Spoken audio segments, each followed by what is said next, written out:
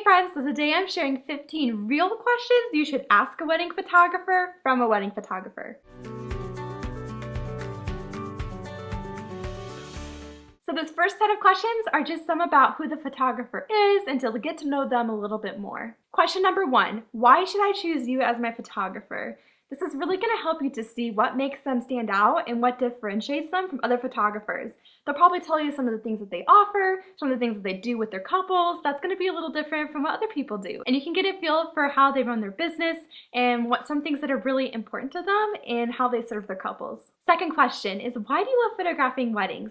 I think this is a really fun way to just see more of their personality and some of the things that they love about shooting weddings. Number 3, what is your story? This will let you get to know your photographer a little bit more and just learn more about how they got into photography. They might have a really fun story with it, and it kind of gives you a little insight into them and who they are and how they started. Number 4 is, what is your approach to shooting a wedding? There isn't really any right or wrong answers with this, but this is going to help you a lot in deciding what kind of photographer you want. If you want someone who's a little more documentary and kind of just sits back and lets things happen, they're going to talk a little bit about how they don't really jump in and change things. If things are running behind, they're probably not going to jump in and really do much. If that's what you're looking for, then that's what you're going to want from a photographer. And then some photographers are going to be on the complete other end of the spectrum, and they're going to jump in and direct a lot throughout the day. And some photographers will be somewhere in the middle. Well, they'll jump in and direct some parts of the day, and some days are going to be completely documentary. So you can just get a feel for how a photographer approaches the day by asking this question. Next question is, can you help us with our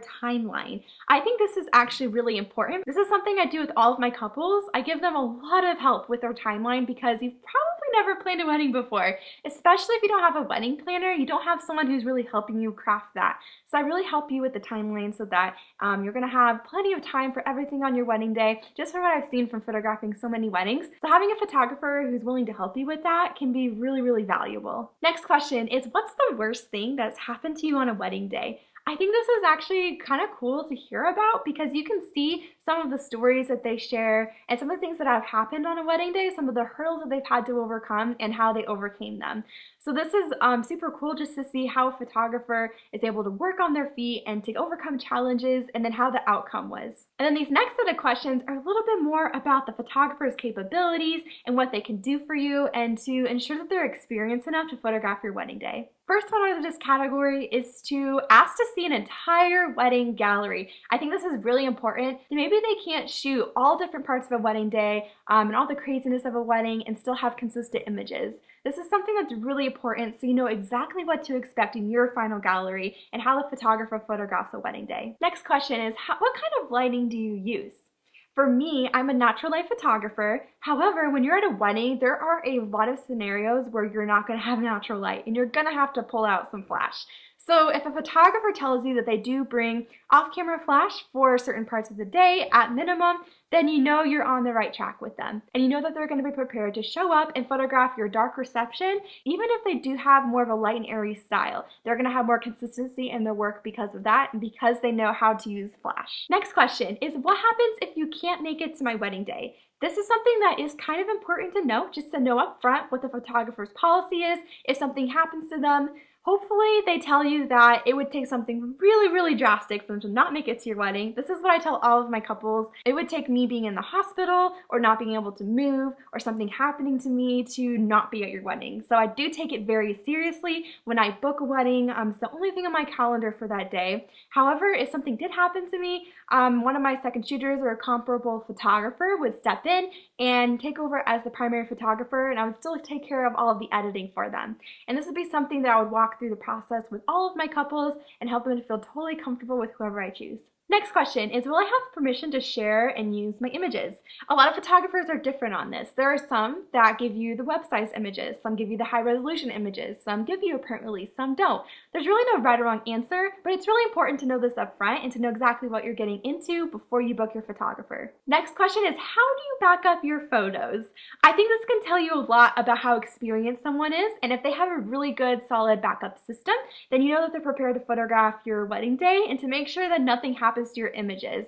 And they're doing everything they can to make sure that nothing accidentally gets deleted or anything. So I take a lot of precautions in my own business. I'm shooting on 2 SD cards at the same time while I'm shooting a wedding. I carry my SD cards on me until I have delivered the gallery. So I still have the original SD cards until that gallery has been edited and delivered. I back up the images to 2 hard drives, and then once the gallery is done, it's live online in the cloud. And then after that, I actually have my second hard drive. It goes to my in-laws' house so that it's not even at my home anymore. That way I have 2 copies in 2 different places. So I do a lot when I photograph a wedding to make sure that nothing should happen to their photos. Next question is, how long will it take to get my final images?